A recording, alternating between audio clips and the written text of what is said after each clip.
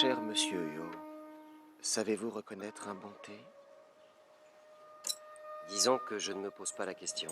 J'ai peu d'intérêt pour les classements. Du thé, c'est du thé. Tous les thés sont différents. Ils ont donc aussi des qualités différentes. Et pourquoi porter des jugements de valeur? C'est la même plante. Et quand elles sont en terre dans la nature, elles présentent peu de différence. Si vous étiez un connaisseur, vous sauriez mieux apprécier les subtilités. Oui, c'est sans doute vrai. C'est d'ailleurs pourquoi je considère que ce n'est pas le thé en soi qui peut paraître distinct d'une variété à l'autre. La différence est plutôt dans l'appréciation du buveur. C'est nous qui en déterminons la qualité. En l'occurrence, je ne veux juger de rien. Ah non. Pourquoi pas? Le verdict serait trop changeant selon mon humeur. Dans ces conditions, comment donner une note? Je n'y avais jamais pensé.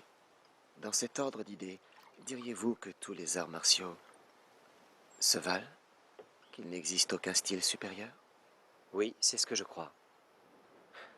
Eh bien, dans ce cas, pourquoi les comparer?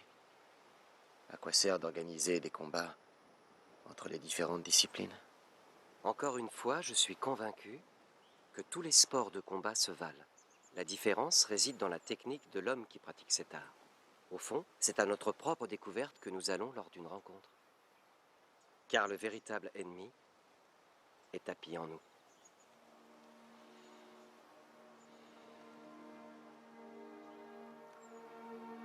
Ce que vous venez de dire m'ouvre les yeux. Je vous en remercie. Buvons. Bien volontiers.